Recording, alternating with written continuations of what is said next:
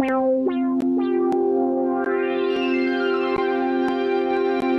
for this program was provided by the Annenberg CPB project. Additional funding provided by the people of Dow, the company that lets you do great things. The 8,000 scientists of the Eastman Kodak Company. The Exxon Education Foundation on behalf of Exxon scientists. And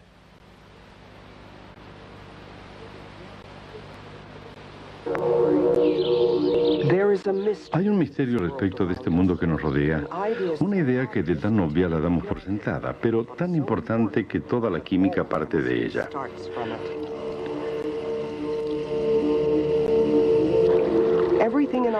En nuestro mundo todo existe en uno de los tres estados, gaseoso, líquido o sólido, pero puede cambiar de un estado a otro. ¿Cómo es posible esto? ¿Qué pasa cuando un sólido se hace líquido y un líquido se hace gas? En el mundo de la química, todo es una cuestión de estado.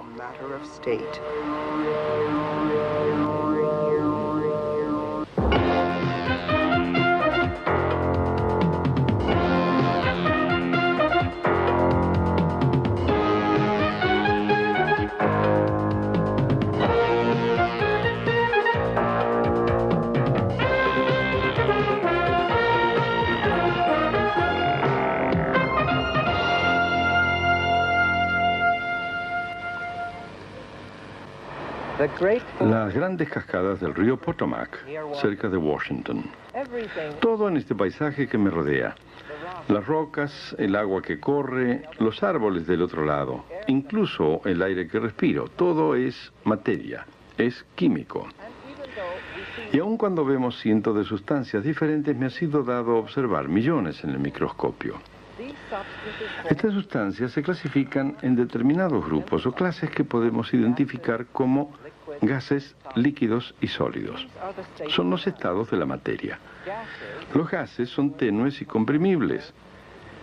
El espacio que llena la materia, eso que llamamos volumen, es obviamente ocupado con mayor densidad con los gases que con otros estados. Los líquidos son fluidos, deformables, más densos que los gases, y los sólidos son aún más compactos. En el secreto de la transformación de un estado a otro está la temperatura. Ese es el aglutinante, esto es lo real. Vamos a ver de un líquido a un gas cómo la temperatura es el tema de la creación.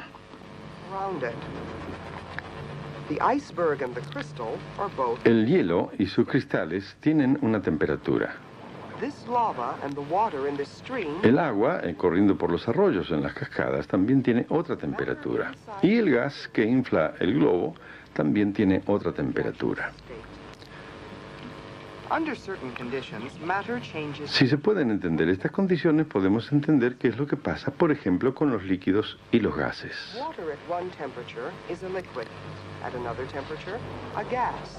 El agua a una temperatura es líquida, a otra temperatura es un gas y a otra temperatura es un sólido.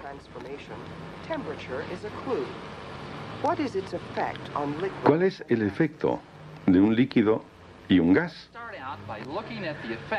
Ahora vamos a ver cuál es el efecto de la temperatura en los sólidos, los gases y los líquidos. Mientras el agua se calienta, va a cambiar de estado.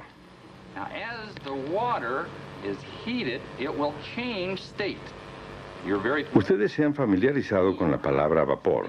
Bueno, pues el vapor ahora es agua gaseosa. Mientras se forma vapor de ese líquido, del líquido a gas, este va a desplazar el aire que estaba adentro de esta lata y vamos a poder ver un poco de vapor que sale por la parte superior. Una vez que hayamos desplazado todo el aire, lo que voy a hacer es taparla y dejaremos que la lata se refresque para ver qué sucede con la presión mientras la temperatura baja. ¿Qué piensan ustedes? ¿Piensan que hay suficiente vapor en salida para indicar que todo el aire ha sido desplazado? Vamos a poner el quemador lejos, a apagarlo y vamos a tapar esto.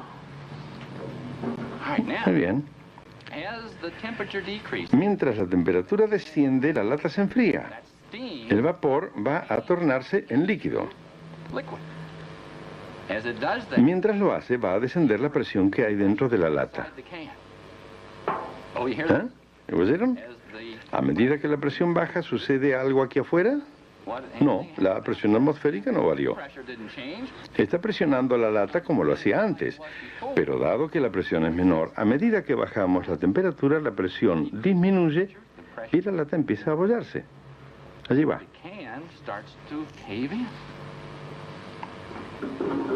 ¿Mm? There it goes.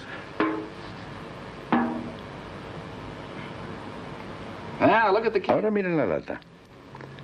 Noten cómo se está aplastando. La razón ahora es otra vez la presión atmosférica, el gas de la atmósfera. Adentro, la presión se redujo porque el vapor condensado en forma de líquido, dejando una presión leve, lo cambia, y la presión atmosférica abolló la lata.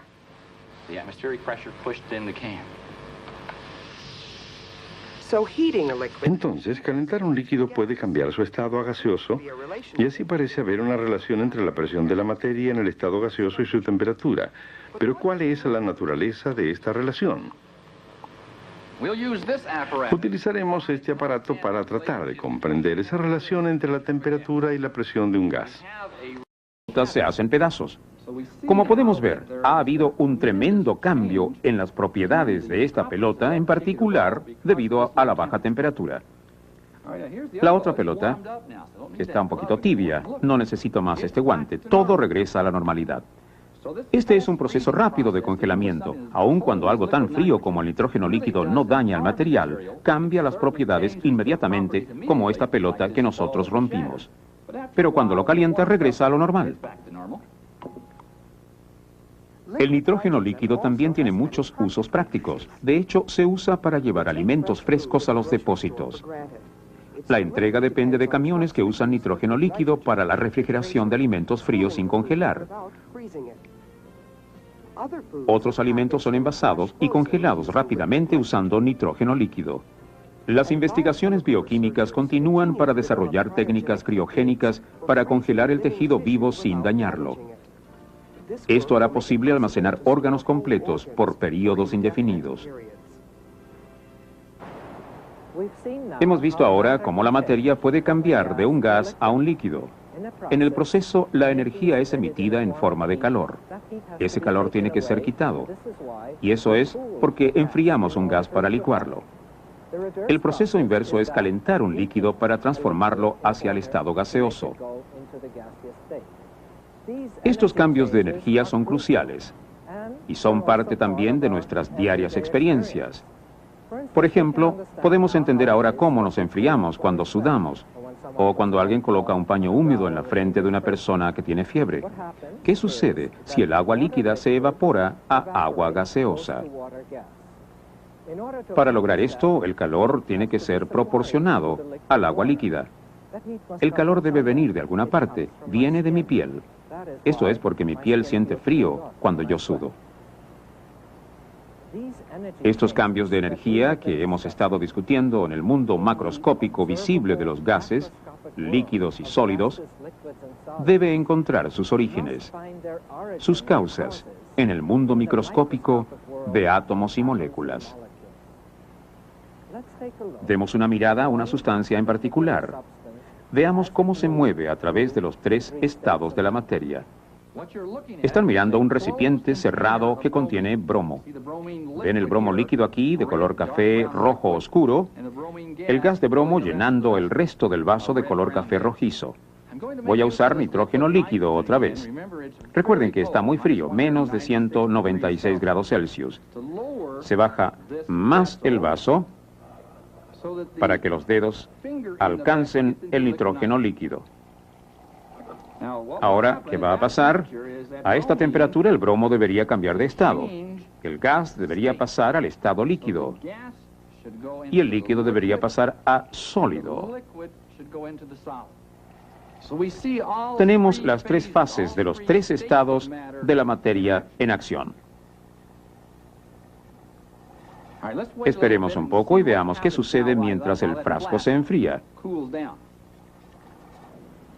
Podemos ver los tres estados de la materia. Este es gas de bromo, la parte superior aquí. La materia oscura es el bromo líquido. Y muy al fondo está el sólido amarillo del bromo. Los tres estados de la materia. Sabemos que a medida que vamos desde el gas y disminuye la temperatura, vamos al líquido. Disminuimos más la temperatura y vamos hacia lo sólido. A nivel submicroscópico, las partículas de bromo en el estado gaseoso se mueven rápida y caóticamente. Mientras la temperatura disminuye, las partículas descienden lentamente hasta que las fuerzas de atracción entre ellas vencen las fuerzas aleatorias de la energía cinética. Cuando estas dos fuerzas alcanzan un equilibrio, las partículas empiezan a unirse en grupos. Cuando los grupos son lo suficientemente grandes, la gravedad los empuja hacia el fondo del recipiente. Las partículas están en relativo estrecho contacto y la fuerza de atracción las está manteniendo juntas, pero están aún moviéndose. Mientras el líquido empieza a ser más frío, las partículas pierden aún más energía cinética. Esto da como resultado otro cambio de estado. El líquido se transforma en sólido. Las fuerzas de atracción mantienen las partículas en forma regular y ordenada, que se prolonga en 3 dimensiones. Los cristales son uno de los más hermosos ejemplos de este arreglo ordenado de partículas. Aunque ello parece que fuera modelado por un hábil escultor, estas formaciones son completamente naturales. Vienen de una de las más grandes colecciones de hermosos cristales del mundo, guardados en las bóvedas del Museo Smithsoniano. Muchos son demasiado delicados para exponerlos al público. ¿Qué es lo que les da a los cristales esta apariencia única? Dan Appleman, geólogo del museo, nos dice: un cristal es una clase muy particular de materia, en la cual los elementos químicos que componen toda la materia están altamente organizados. Están organizados en conjuntos, muy ordenadamente, igual que una columna de soldados. Un orden extremo de la materia es lo que vemos en un cristal. Esto significa que dentro de un cristal hay elementos químicos que están ordenados de una manera especial para formar un bloque de construcción. Piensen en un bloque de construcción, por ejemplo, al igual que un ladrillo de una pared. Estos están pegados de una manera regular. En los cristales, a diferencia de otras formas de materia, a veces se pueden ver las formas de estos bloques de construcción con el ojo desnudo, si es que las condiciones son las correctas. La forma del cristal es igual al de las partículas que lo componen. Debido a esto, los cristales proporcionan una de las primeras pistas para conocer la naturaleza de la materia sólida.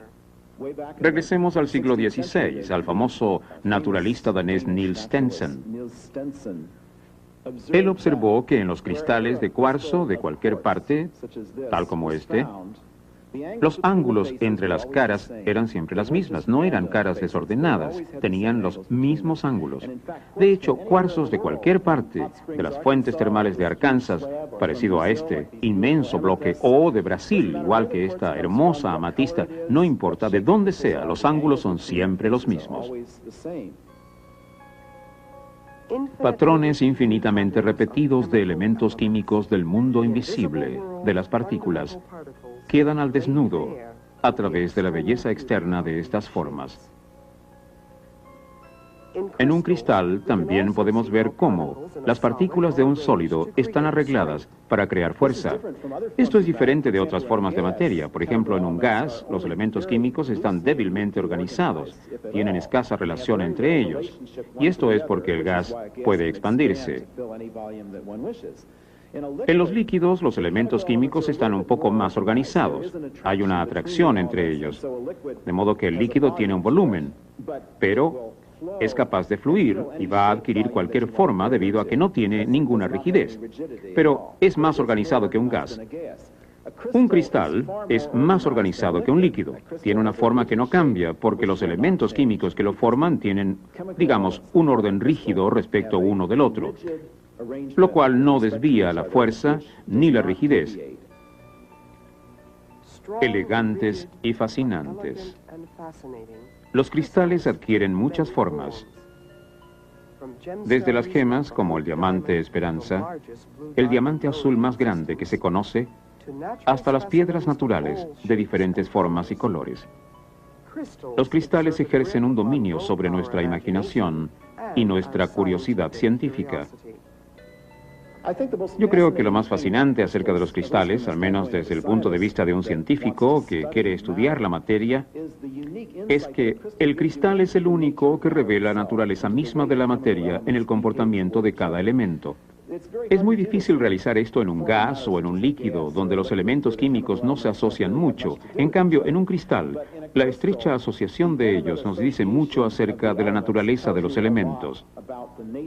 Al igual que la íntima relación entre las personas, dice un montón acerca de los individuos. Yo creo que los cristales son especialmente fascinantes porque nos dicen tanto acerca de la naturaleza de los elementos químicos mismos.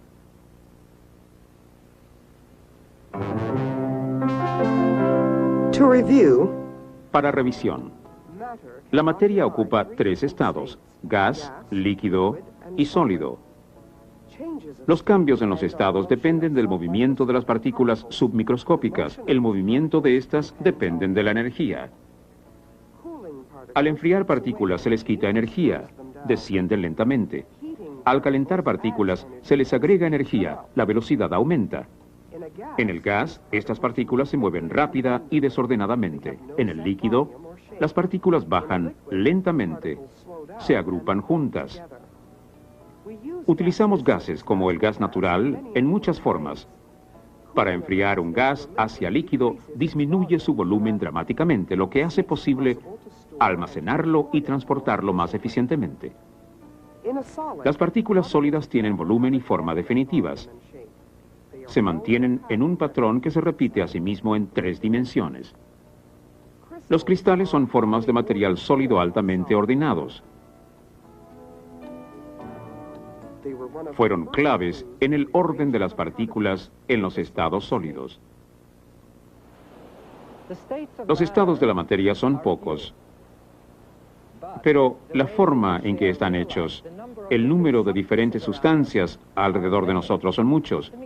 Déjenme darles un ejemplo. Estoy respirando oxígeno, el que da la vida, y eso obviamente es un gas.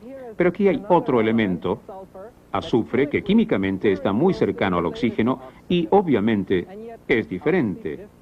Hay diferencias, es un sólido a temperatura ambiente. Ahora, hay diferentes fuerzas de trabajo entre los átomos o las moléculas de azufre y oxígeno.